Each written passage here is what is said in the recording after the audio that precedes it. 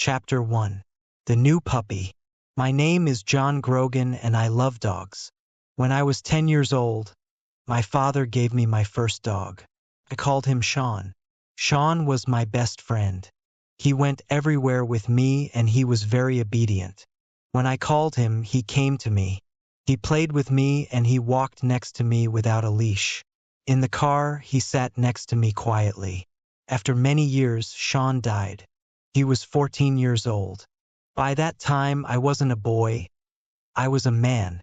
I had my first job. Sean was a great dog. I wanted to get another dog, but it had to be as wonderful as Sean. Some years later, I moved to Florida and married Jenny. Jenny and I had jobs with newspapers. We were very happy. We were young and in love, and life was wonderful. One day, I bought a plant for Jenny. It was very large, with beautiful white flowers. Jenny loved it, maybe too much. Every day she gave it water. In the end, the plant got sick and died. Some days later, I woke up early. Jenny wasn't in bed. I found her at the table with a newspaper. She had a red pen in her hand. "Jenny," I said, "what are you doing?" She showed me the newspaper. It was open at a page of ads. "Look at this, John," she said. I saw an ad with a big red line under it. Beautiful Labrador puppies. 5 weeks old. "I can't forget about that plant," Jenny said. "Why couldn't I look after a plant? I only had to give it water, but I killed it." She looked sad, but then she smiled. "I can't look after a plant, but maybe I can look after a dog. And later, maybe I'll be ready for a baby." I thought about that. Jenny and I wanted to have children one day, but we love dogs too. Our little house was a good place for a dog. We lived near a park and near a beach, and the house had a big yard with lots of trees. "Okay," I said. I put my arms around Jenny. "Let's get a dog." So some days later, we drove to the address in the ad. The house was in the middle of some woods. A woman came to the door and there was a beautiful yellow Labrador with her. "I'm Lori," said the woman, "and this is Lily. She's the puppy's mother." "Where's the father?" I asked. "Oh," said Lori, "Sammy boy? He's around here somewhere." Then she said quickly, "Do you want to see the puppies?" Lori took us into a room behind the kitchen.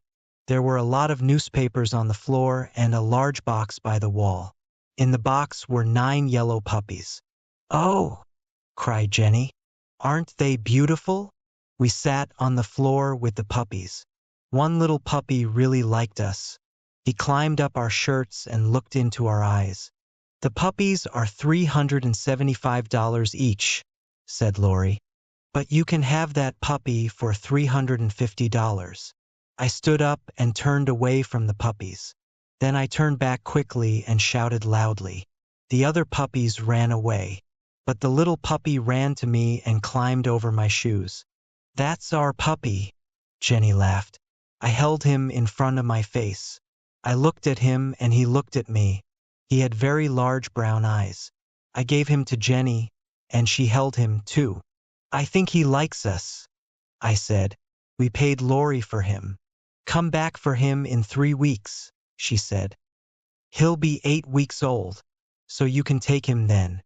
We thanked Lori and said goodbye. On our way to the car, I put my arm around Jenny. "Isn't it wonderful?" I said. "We got our dog." "Yes," she said. "I can't wait to bring him home." Suddenly, we heard a loud noise in the woods. Something ran out of the trees, something large and yellow. It was a big Labrador. But this dog was very different from Lily. This dog was wild and dirty. It had a crazy look in its eyes. It ran quickly past us and around the back of the house. "I think," I said slowly, "that's Dad." Jenny and I tried to think of a name for our puppy, but each of us liked different names. One morning, we heard a song by Bob Marley, the Jamaican singer, on the radio. Bob Marley was dead, but people played his music everywhere in Florida. Jenny and I liked his music, too.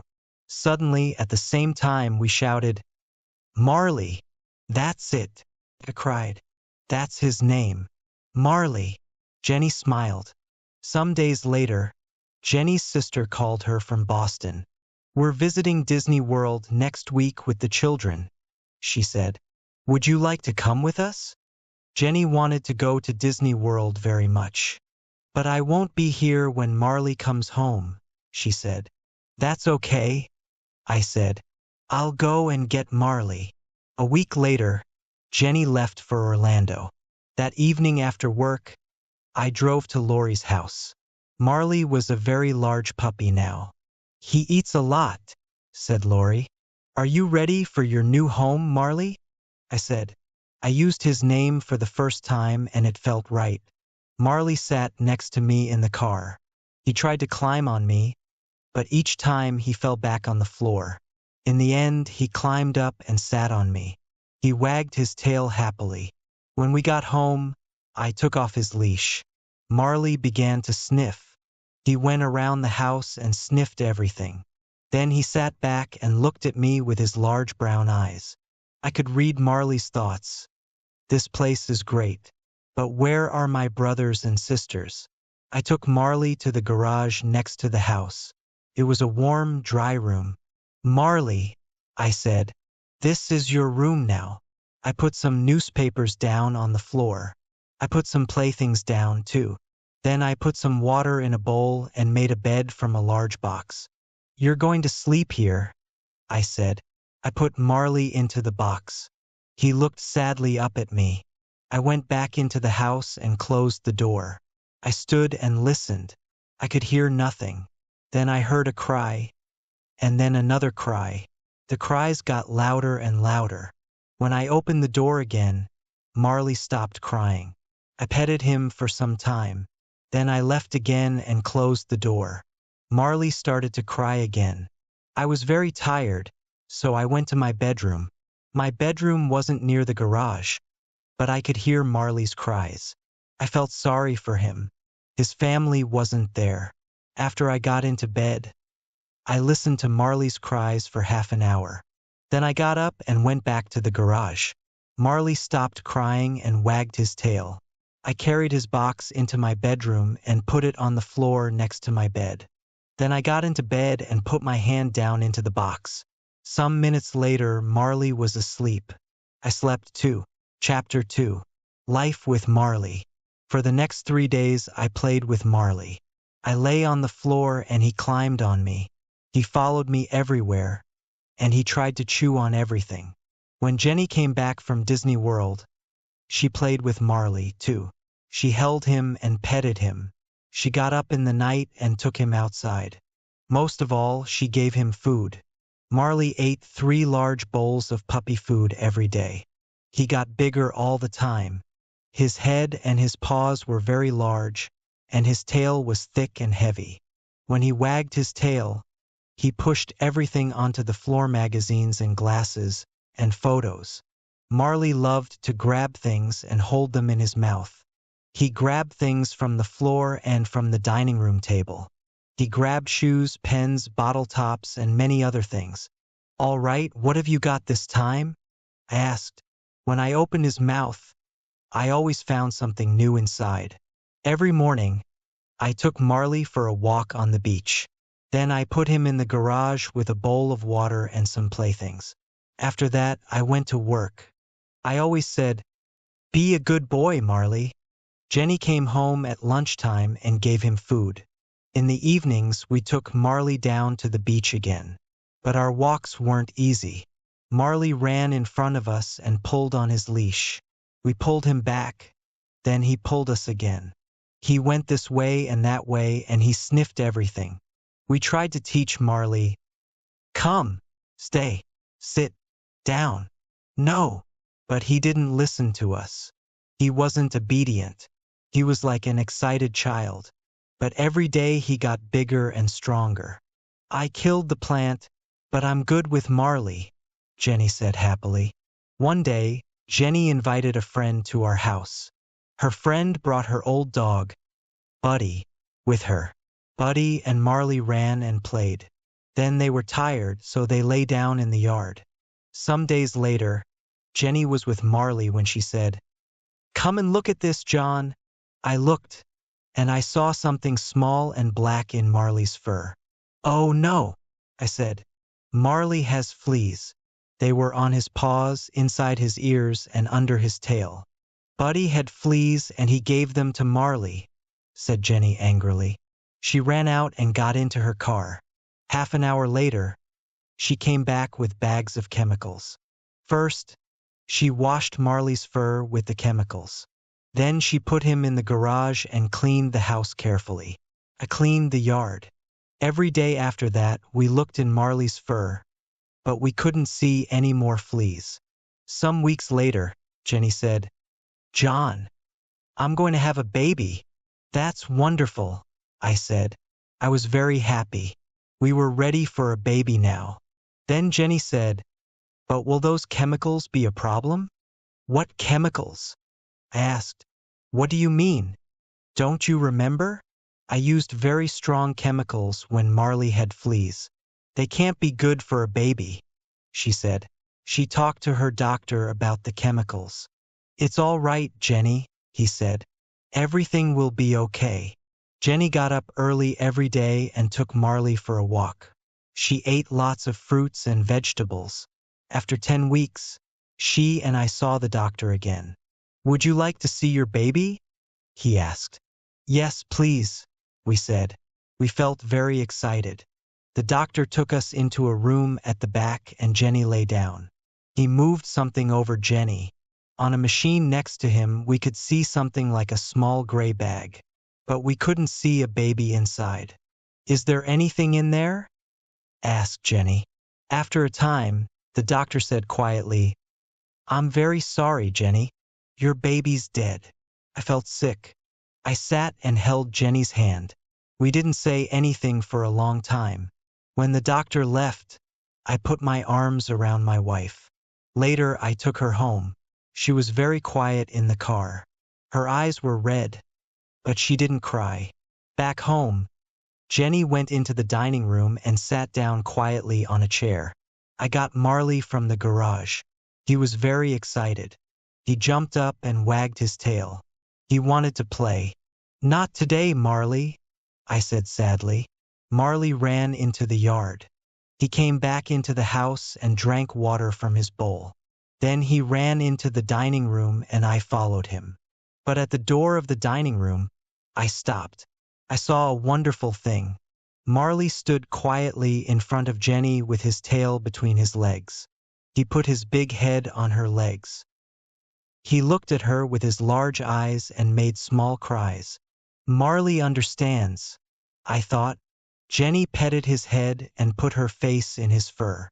Then suddenly, she began to cry. I went to them and put my arms around them. The three of us stayed there for a long time, Jenny, Marley, and me. Chapter 3. The Obedience Class. When Marley was 6 months old, Dr. J, the animal doctor, told us about an obedience class. We loved Marley very much, but he wasn't an obedient dog.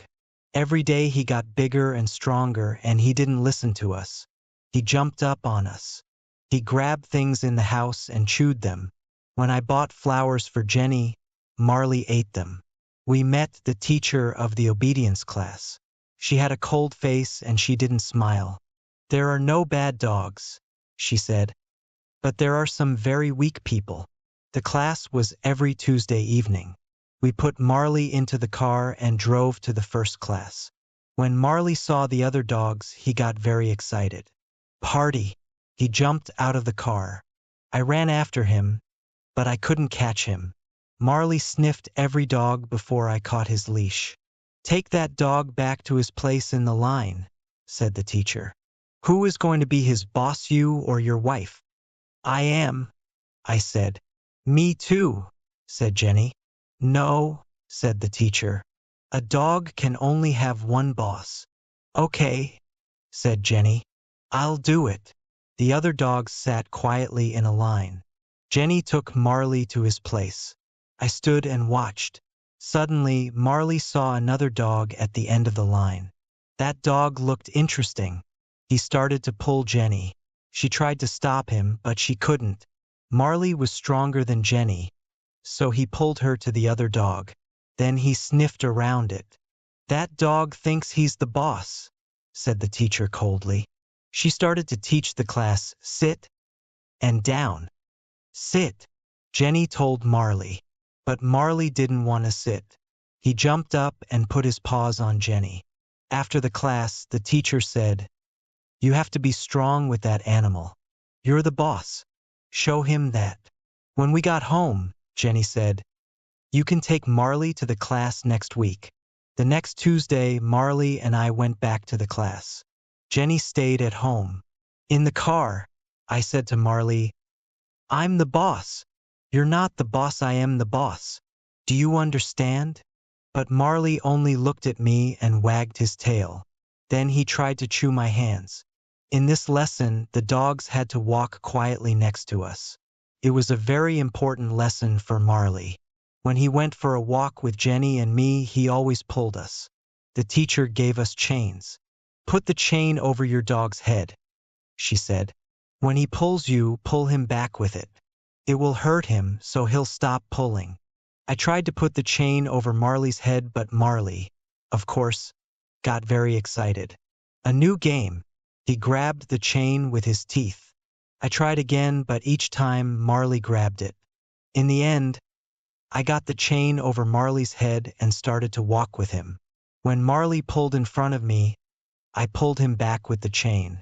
But then he pulled away again. "Here," said the teacher. "I'll show you." She took Marley's leash and started to walk with him. Marley pulled the chain and the teacher pulled him back. But then Marley pulled the chain again. This new game was great. Then Marley saw me. He started to run to me and he pulled the teacher after him. Marley was bigger and stronger than the teacher, so she couldn't stop him. She was very angry. After class, the teacher said, "Your dog isn't ready for this class. He's too young. You can bring him back in 6 or 8 months." "Are you telling us that we have to leave the class?" I said. "That's right," she said. "You have to leave." Because Marley couldn't go back to the class, I started to teach him at home. But it was difficult. Marley wasn't a fast learner. We had another problem with Marley. In Florida, there were often thunderstorms. Marley was afraid of loud noises. He went crazy in a storm. He broke things and made everything dirty. After each storm, Marley quickly forgot about it. He was happy again and wanted to play. But in the next storm, the same thing happened. He was afraid, so he went crazy again. We talked to Dr. J about the problem. Dr. J was young and he understood dogs very well. "What can we do?" we asked. "When Marley gets crazy, he breaks things.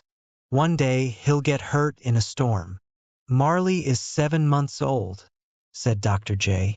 "I'll neuter him, then he won't get so excited. He'll be a quieter, happier dog." I thought about that. "Oh," I said, "I don't really know." "Yes," said Jenny. "That's a great idea. Bring Marley here on your way to work," said Dr. J. "It doesn't take long. He'll be ready by the afternoon. You can get him again on your way home." A week later, we took Marley to Dr. J. Marley ran from the house and jumped into the car. He was very happy. He loved to go out with Jenny and me, his 2 best friends. Jenny drove and I sat next to her with Marley. He pushed at the window with his nose. He wanted to sniff outside the car. I opened the window and Marley put his nose outside. "I feel sorry for Marley," I said to Jenny. Then I looked at him. His front paws were out of the window. "John," said Jenny, "what's Marley doing? Please be careful." "He's fine," I said. "He only wants to put his head outside." Marley put his head out of the window. Then suddenly he pushed his front legs out too. He tried to jump down on the road. But the road was very busy with cars. "John!" shouted Jenny. "Hold him." Jenny tried to stop the car, but she couldn't. The other cars drove around us very fast. It was very dangerous. Now Marley's front paws were down on the road. He ran next to the car. I grabbed him by his tail and Jenny stopped the car. "Now what?" I shouted. I couldn't pull Marley back into the car. Couldn't open the door. I couldn't get my other arm out. And there were cars all around us. The other drivers looked at us angrily. Jenny opened her door and got out of the car. She ran around it and grabbed Marley. I opened my door and got out, too. In the end, we got Marley back into the car. When we got to Dr. J's, I took Marley inside. He sniffed everywhere. Then he pushed over a table with magazines on it. I gave Marley's leash to Dr. J. "Please neuter him as quickly as possible," I said. "Please." That evening, when I took Marley home, I saw a change in him. He wasn't excited and crazy. He moved quietly and slowly. Good, I thought. Chapter 4. Changes at Home. Jenny and I worked hard at our jobs. We also worked hard at home. So one evening I said, "Let's go on vacation, Jenny." The next day, I bought 2 airplane tickets. They were for a 3-week vacation in Ireland. "What are we going to do about Marley?" asked Jenny. "We can leave him in the house," I said. "Somebody can stay here with him." "Marley is a difficult dog," said Jenny. "That person will have to be kind but also strong. He or she will have to be his boss." "I know," I said. Then I had an idea. Kathy loves animals. Kathy worked in my office. The next day I asked her and she said yes. Before she arrived, I wrote some notes for her about Marley. There were 6 pages of notes. I showed them to Jenny. "Did I forget anything?" I asked. Jenny read the notes, then she said, "You can't tell Kathy all that. She won't want to stay with Marley." But when Kathy read the notes, she smiled. "Marley and I will be fine," she said. "Have a great vacation." Jenny and I had a wonderful vacation in Ireland. The weather was fine and warm. We drove on small country roads and walked by the ocean. At night, we stayed in the houses of Irish families. We forgot about our jobs in Florida. When we arrived home, Marley ran outside to us. Kathy stood at the door. She looked very tired. Her bag was next to her. "I'm sorry," she said. "But Marley broke a lot of things in the house. He wasn't obedient and he didn't listen to me." We thanked Kathy, but she wanted to leave very quickly. I turned to Marley. "All right, Marley," I said. "Tomorrow you're going to learn about obedience." The next morning, Jenny and I went back to work. But first, I put the chain around Marley's neck and took him for a walk. Marley started to pull me. "Sit, Marley," I said. Marley sat. "Okay, let's try that again," I said. We started to walk and Marley pulled me again. I made the chain very short and pulled him back. It hurt him, but it was the only way. In the end, he learned his lesson. He walked next to me and didn't pull me. I felt very happy. "Good, Marley," I said. "I'm the boss." Some days later, Jenny called me at the office. "John," she said, "I went to see the doctor. I'm going to have a baby." This time, Jenny and I were very careful and we put away every chemical in the house. Jenny looked well. She got up early each morning and took Marley for a walk by the ocean. When we went to the doctor, we saw our baby on the machine. But I didn't forget about Marley. I worked with him every day. Marley was more obedient now, but he didn't listen to me all the time. He came when I called him sometimes. In our yard, we had a fruit tree. Marley loved eating fruit, but it went through him quickly. His poop was everywhere in the yard. He ate a lot of other things, too. These went through him and came out in his poop toys, pens, and bottle tops. I bought Jenny a beautiful chain for her birthday. She loved it and she put it around her neck. But some hours later she cried, "My chain, where is it? Maybe I didn't put it on right." "We didn't go outside," I said. So it's here in the house. We looked in every room, but we couldn't find the chain. Suddenly Jenny said, "What's that in Marley's mouth?" I saw the end of a thin chain. "Oh no!" I cried. "Okay, Marley, it's all right. Come here now. Please give us the chain." But Marley only looked at us. Suddenly he threw his head back. "He's eating the chain!" cried Jenny. I opened his mouth and pushed my hand down, but I couldn't find the chain. "We'll have to wait," I said. "The chain will go through Marley and come out in his poop." I gave Marley lots of fruit. We waited for 3 days. I followed Marley everywhere. When he pooped, I looked for the chain, but it wasn't there. On the 4th day, I found it. After I washed it, it was very clean. It had a beautiful shine. "That's wonderful," Jenny said. "It shines better than before." Jenny wore that chain for years. When I saw it, I always thought of Marley. Our son was born in St. Mary's Hospital in Palm Beach. We called him Patrick, an Irish name. "Things are going to change at home for Marley now," said Jenny. "Maybe he won't like the changes." I brought Jenny and Patrick home from the hospital. Patrick was asleep and we put him on our bed. Then we went to the garage and brought Marley into the house. He followed Jenny into the bedroom, but he didn't see Patrick on the bed. Then Patrick made a small noise and Marley's ears went up. Where did that noise come from? Patrick made another noise. Marley held up a paw, and Jenny and I watched him. What's Marley going to do? I thought. Marley jumped up onto the bed. I pulled him back quickly and held him. Patrick's eyes were very wide. But Marley didn't want to hurt Patrick. He sniffed all around him. Now Marley had a new best friend. When he was near Patrick, he wasn't wild and crazy. At night, he slept under Patrick's bed. 6 months later, Patrick started to move around. Marley lay on the floor and Patrick climbed over him. Sometimes Patrick pulled Marley's fur. But Marley lay quietly and didn't move. We were parents now and we were happy. We had our wonderful baby. We had our dog. We had our house by the ocean. Life was good. Then, when Patrick was 9 months old, Jenny said, "I'm going to have another baby." Chapter 5. Difficult days. Sometimes bad things happened in our street. One night in October, Jenny and I were in bed.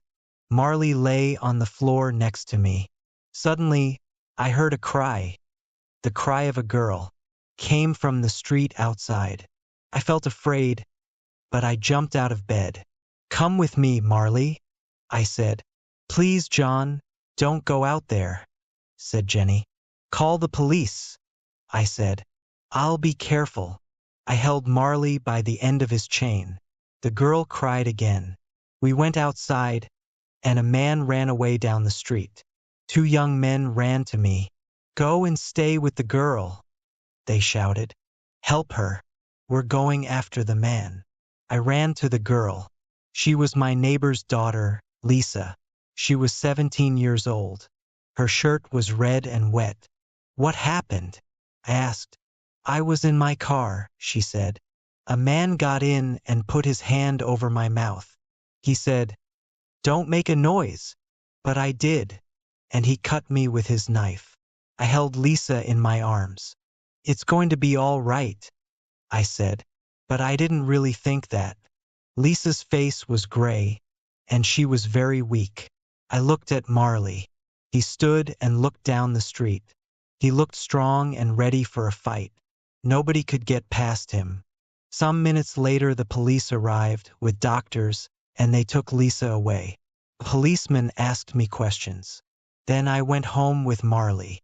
Jenny met us at the door. "Marley was a different dog tonight," I said. "Nothing can hurt us when he's with us." I looked at Marley.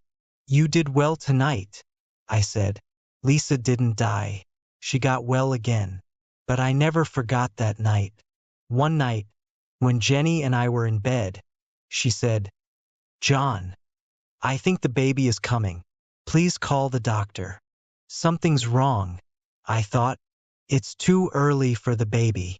I took Jenny to the hospital. Your baby is too small, the doctor said to her. We have to stop him coming out. You'll have to stay in the hospital. Jenny was in the hospital for 12 days. I stayed at home with Patrick and Marley. I did the housework. I cooked and washed clothes. In the evenings, I was very tired. Marley sat and looked at me sadly.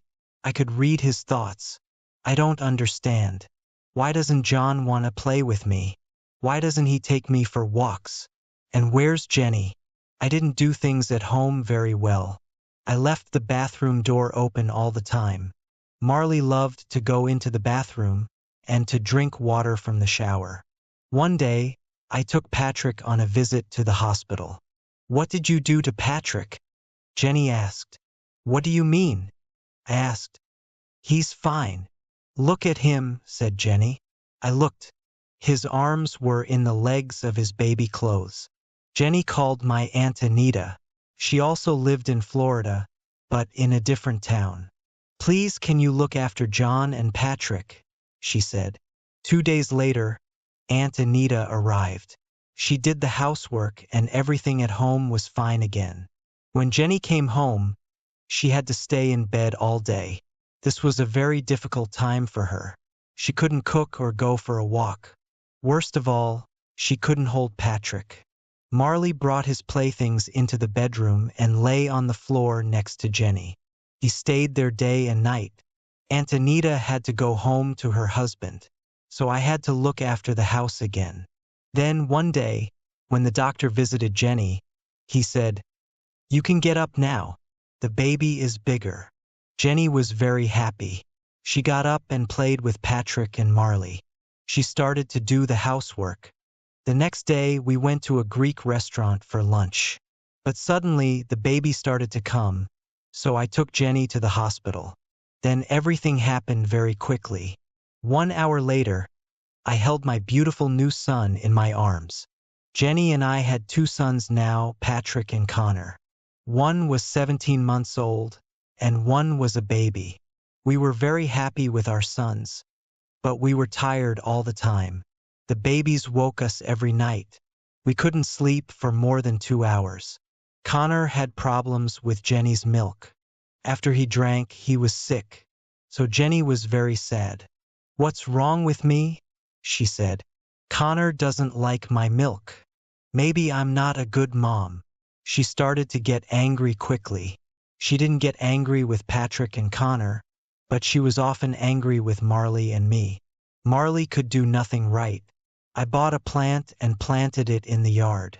The next day, Marley pulled it out and ate it. Then he broke a door in the house. He went crazy when there was a thunderstorm. One day when I got home from work, I found Marley with Jenny. Jenny was very, very angry. "Why do you break everything?" she shouted. "You're a very bad dog." Marley stood with his head down, and she hit him again and again. I went and grabbed Jenny's arms. "Hey, hey, hey," I shouted. "Stop, stop." I looked into Jenny's face, but the look in her eyes was new to me. Her face was the face of a stranger. "Get him out of here," she said. "Get him out of here now." I opened the front door and Marley ran outside. When I turned back for his leash, Jenny said, "You have to find Marley a new home." She couldn't mean it. She loved this dog. I walked out of the door. Marley ran and jumped around. He wasn't hurt. I took Marley into the street and said, "Sit."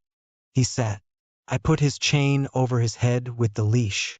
Then I took him for a very long walk. When we got home, Marley was very tired. I took off Marley's leash and he ran to his bowl.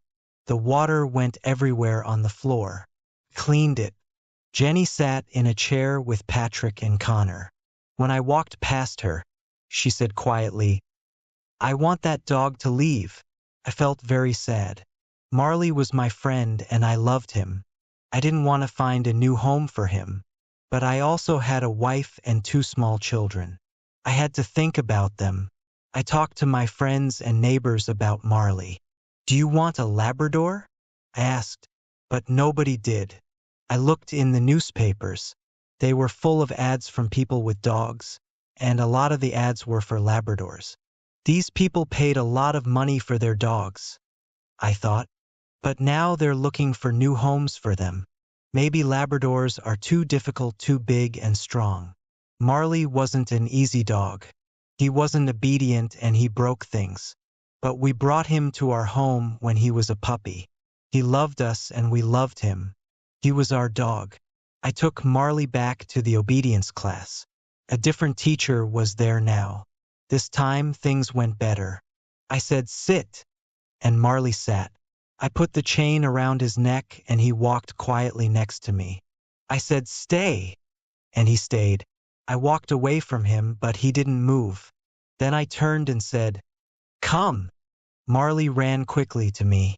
"Good boy, Marley," I said. Good boy." At the end of the 8 weeks, the teacher gave me a paper. It said, "Marley did well in the obedience class." I was very happy. On the way home, I sang. After this, a wonderful thing happened. Jenny got better. She stopped being sad and was strong and happy. She was a good mother to Patrick and Connor, and she was kind to Marley again. She danced around the room with him. Sometimes at night, when he was quiet, she lay on the floor with him, her head on his neck. Jenny's here with us again, I thought. That's great. Chapter 6. Marley makes a movie. Jenny's friend Colleen worked for a film company. One day, Colleen called Jenny. "My company is making a film about a family in Florida," she said. "They want pictures of a family home. Can I come and take some pictures of your house?" Colleen came and took photos of our home and the children and of Marley, too. She showed them to her boss, Bob Goss. Some days later, Jenny called me at work. "Bob Goss is making a movie about a family with a dog," she said excitedly. "So he's looking for a dog, a big family dog. He saw Colleen's photos and he's interested in Marley." "Really?" I said. "You mean Marley? Our Marley?" The next day, Colleen came to our house and took Marley to her boss. 2 hours later, she brought him back again. "Marley was great," she said. "Everybody loved him." Some days later, the company started filming. "Bring Marley to the Gulfstream Hotel at 9 o'clock, Bob Goss told us. We put the children and Marley into the car and drove to the hotel. A lot of people stood outside. The police were there, too. One of the policemen looked inside the car.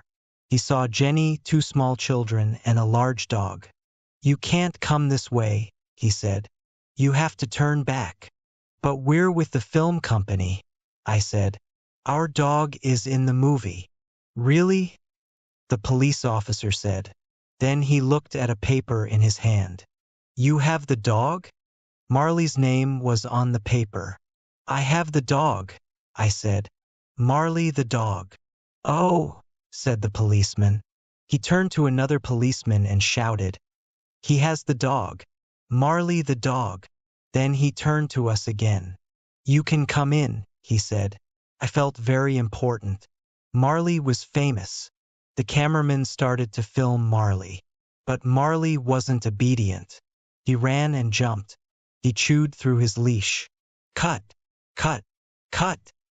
shouted Bob Goss. At the end of the day, we took Marley home. "Marley," I said sadly, "you're not going to be famous." But the next day, the film company called again. "Please bring Marley back here," they said.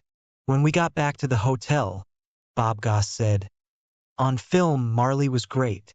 Marley had a very good time with the people in the film company. Everybody played with him and petted him.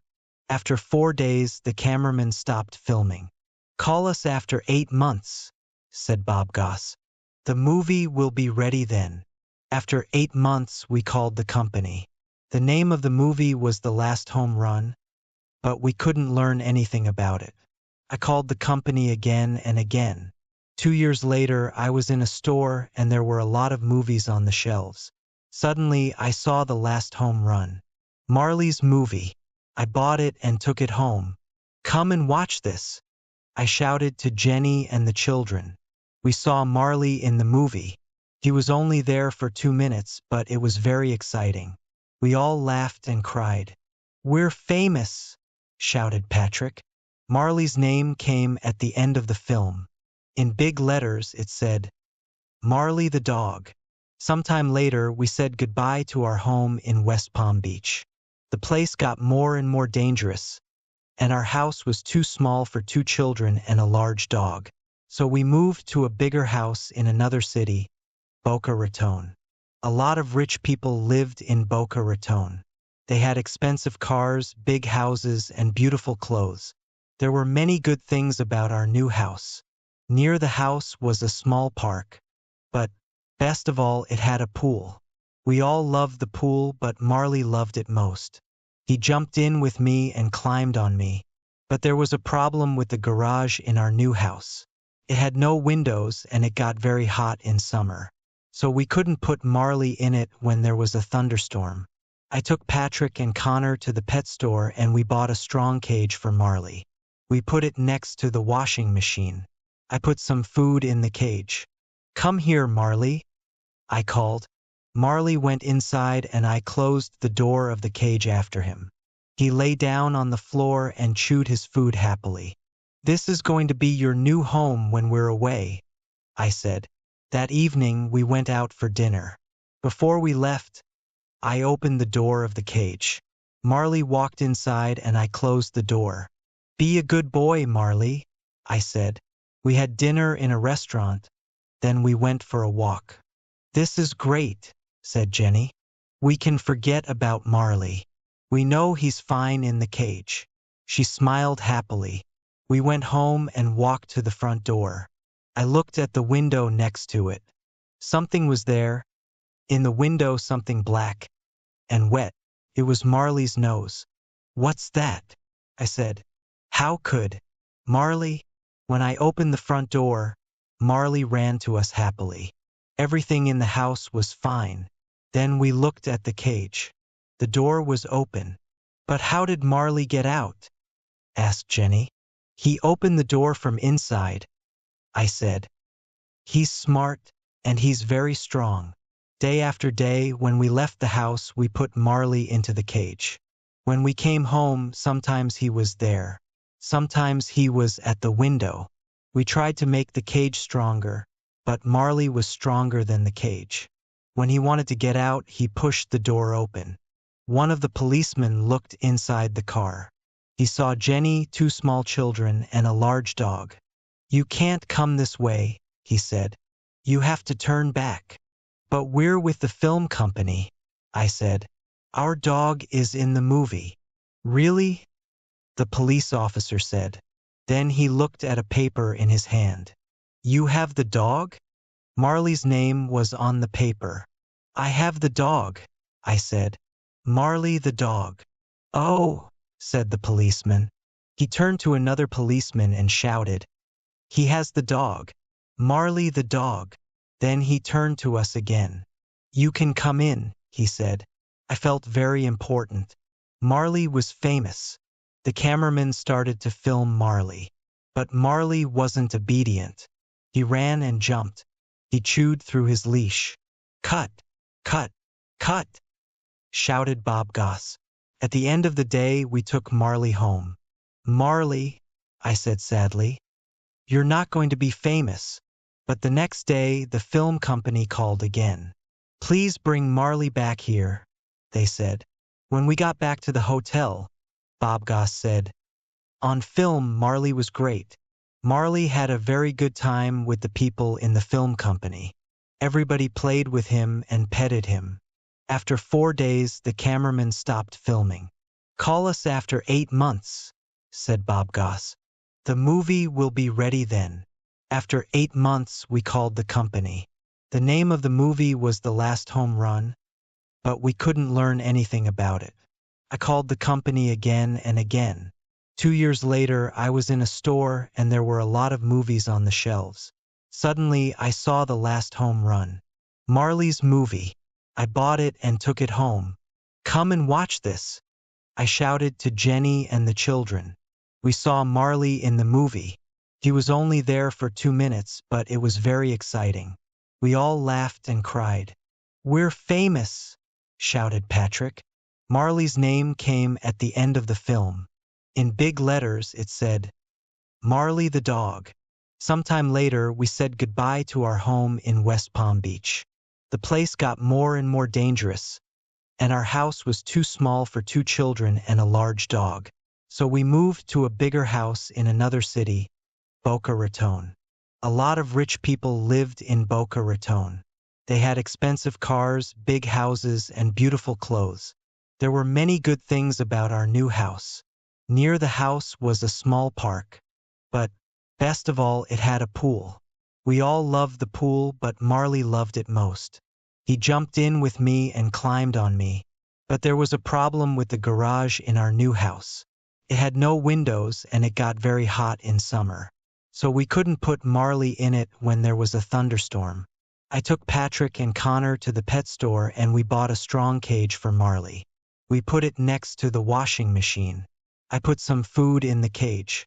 "Come here, Marley," I called. Marley went inside and I closed the door of the cage after him. He lay down on the floor and chewed his food happily. "This is going to be your new home when we're away," I said. That evening we went out for dinner. Before we left, I opened the door of the cage. Marley walked inside and I closed the door. "Be a good boy, Marley," I said. We had dinner in a restaurant, then we went for a walk. "This is great," said Jenny. "We can forget about Marley. We know he's fine in the cage." She smiled happily. We went home and walked to the front door. I looked at the window next to it. Something was there. In the window, something black and wet. It was Marley's nose. "What's that?" I said. "How could Marley?" When I opened the front door, Marley ran to us happily. Everything in the house was fine. Then we looked at the cage. The door was open. "But how did Marley get out?" asked Jenny. "He opened the door from inside," I said. "He's smart, and he's very strong." Day after day, when we left the house, we put Marley into the cage. When we came home, sometimes he was there. Sometimes he was at the window. We tried to make the cage stronger, but Marley was stronger than the cage. When he wanted to get out, he pushed the door open. Chapter 7. The World's Worst Dog. Many people in Boca Raton had dogs, but their dogs were very different from Marley. Most of these dogs were very, very small. Rich women carried them in their handbags and took them into expensive stores and in their fast cars. Marley wanted very much to be friends with these small dogs, but the dogs didn't want to be friends with Marley. The weather in Boca Raton was very good, so lots of restaurants had tables and chairs outside. Customers brought their dogs with them to the restaurants. People ate their food or drank coffee, and their dogs lay quietly on the ground. One Sunday afternoon, we went out for lunch. We parked our car and walked up and down the street. Many other people were out with their dogs, too. Marley walked next to me on his leash. We found a restaurant and sat down outside. I put Marley's leash around one of the legs of the strong, heavy table. The waiter came and we asked for some drinks. Then Jenny held up her glass happily. "To a beautiful day with my beautiful family," she said. Suddenly, our table started to move. It moved quickly between the other tables and the other customers. "What's happening?" I thought. Then I saw a small white dog across the street. "Marley's going to that dog," I shouted. "We have to stop him." We jumped up and ran after Marley and the table. "Sorry, sorry, sorry," we shouted to the other customers. I ran and grabbed the table. Jenny grabbed it too. We held it and it stopped moving. I turned around and saw the faces of the other customers. Everybody looked at us with their mouths open. We carried the table back to its place, and a waiter came. "I'll get some more drinks for you," he said. "No," said Jenny.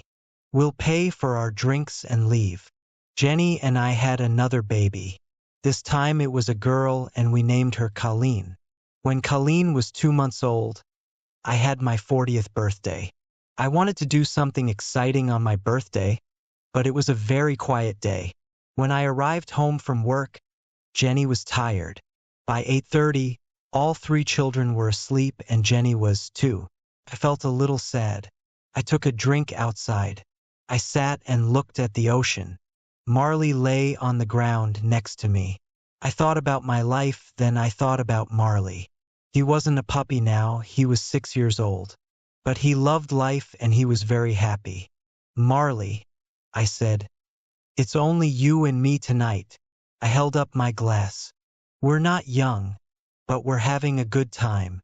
Some days later, my friend Jim called me. Let's go out for a drink on Saturday, he said. Jim came for me at 6 o'clock and we went out to a bar. We talked and laughed. Then the barman called out, "Is John Grogan here? There's a phone call for John Grogan." It was Jenny.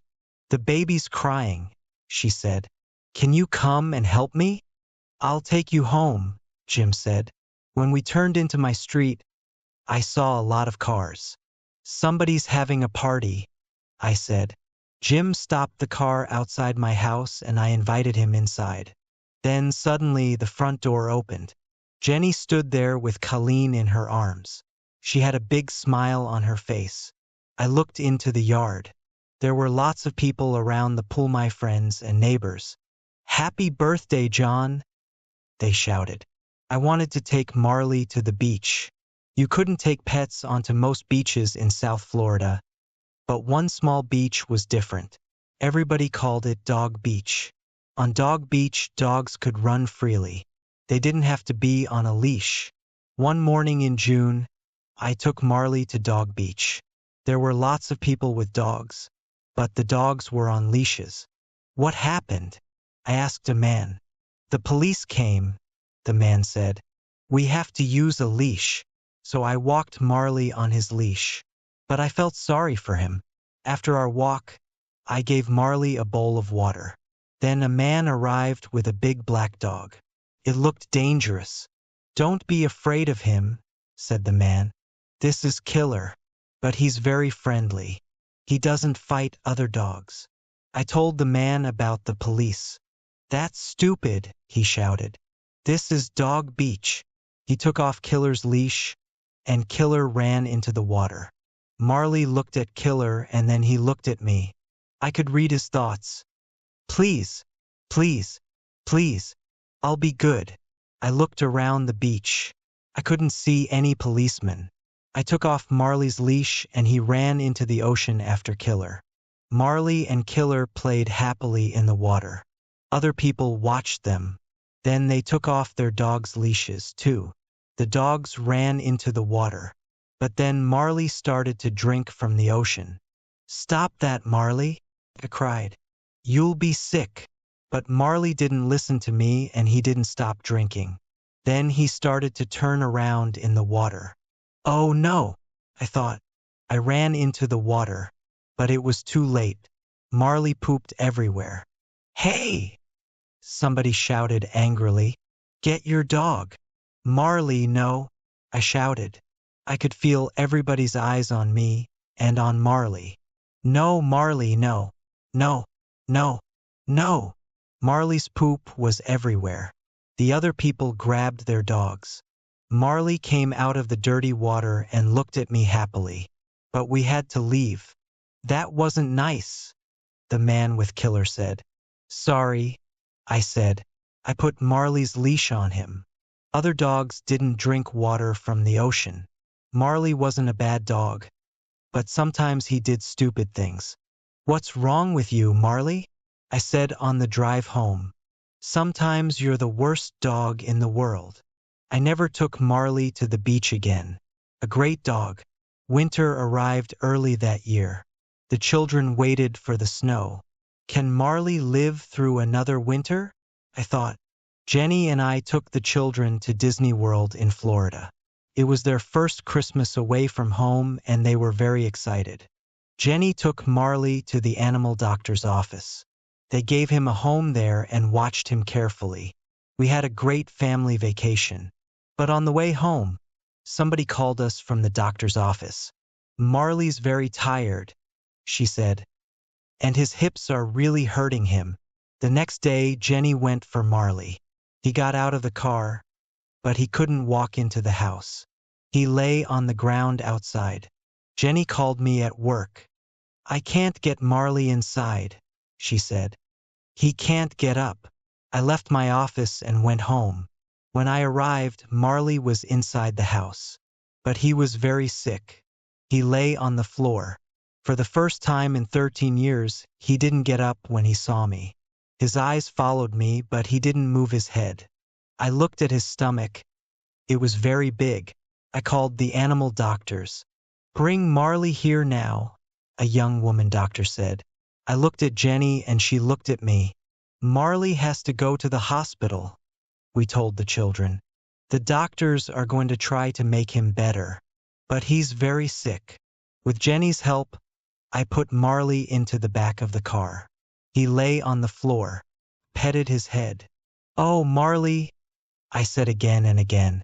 At the hospital, I helped him out of the car and took him inside. The young doctor took him away. Then she came back and showed me some pictures of the inside of Marley's stomach. I'm very sorry, she said quietly. We can't do anything for Marley now. I understand, I said. Please, can I say goodbye to him? Yes, of course, she said. Have as much time with him as you want. Marley was asleep. I got down next to him and ran my fingers through his fur. I held up each ear in my hands. I opened his mouth and looked at his teeth. Then I held up his front paw. I want you to understand something, Marley, I said. Sometimes we called you the world's worst dog. But you're not. We never told you this before. But you're a great dog, Marley. A great dog. I sat with Marley for a long time. Then I called the doctor. I'm ready now, I said. I held Marley's head and the doctor gave Marley something. It didn't hurt him. He died quietly. I want to take Marley home, I said. Two people brought a large black bag out to my car. Then I thanked the doctor and drove away. When I got home, the children were in bed. I put my arms around Jenny and we cried for a long time. Later, we went outside. We took the black bag out of the car and put it into the garage. Next morning, Jenny told the children about Marley. They were very sad and started to cry. It's okay, I said. When you have a dog, this always happens. Dogs don't live as long as people. Connor made a picture and wrote a letter for Marley. To Marley, I loved you all my life. You were always there when I wanted you. Your brother, Connor Richard Grogan. Colleen made a picture of a girl with a big yellow dog. She wrote under the picture, I will never forget you, Marley. I found a very good place for Marley, in the ground under two big fruit trees.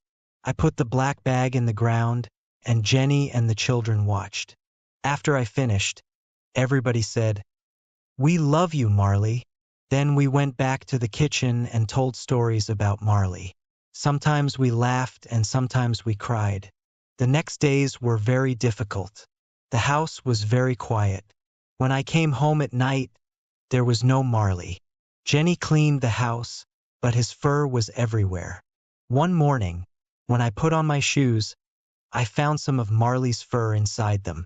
Marley was my dog for 13 years. He wasn't an obedient dog, but he was important in my life. I wanted to tell other people about him. So I wrote about him in my newspaper. Nobody called Marley a great dog, or a good dog, I wrote. He was wild and crazy. He had to leave obedience school. He chewed things and he wasn't very intelligent. But he understood people's feelings, and he was very good with children. A person can learn a lot from a dog. Because of him, I listened to my feelings. Because of him, I enjoyed winter sunlight and the snow and a walk in the woods. Because of him, I can be a good friend. A dog can show us the important things in life. A dog isn't interested in fast cars or big houses or expensive clothes. Give a dog your love and he will give you his. Many people read about Marley in the newspaper. Animal lovers called me and wrote to me. They wrote to me about their love for dogs. They wrote about their feelings when their dogs died. Many people wrote funny stories about their dogs. Some people wrote, Marley wasn't the worst dog in the world. My dog's the worst dog in the world. I began to feel better. I took the letters home and showed them to Jenny. She laughed too. Winter came to an end and it was spring. Our yard was full of flowers. I didn't think about Marley all the time. When I thought about him, I usually remembered the happy days. In many ways, life without a dog was easier. The house and the yard were clean. We could enjoy going out to dinner. But something about our family wasn't right. One morning, Jenny showed me the newspaper. Look at this, she said. It was an ad for a dog. I saw a photo of a big yellow Labrador. I looked at the photo, then I looked again. That's Marley, I said. It isn't Marley, said Jenny. Look. Under the photo was the dog's name, Lucky. I read, I'm looking for a new home and a new family. I want a quiet home, because I'm a little wild. We read the ad and looked at the photo again. We didn't say anything for some time. Then I said, we can go and look at him. Yes, said Jenny. Why not? The end.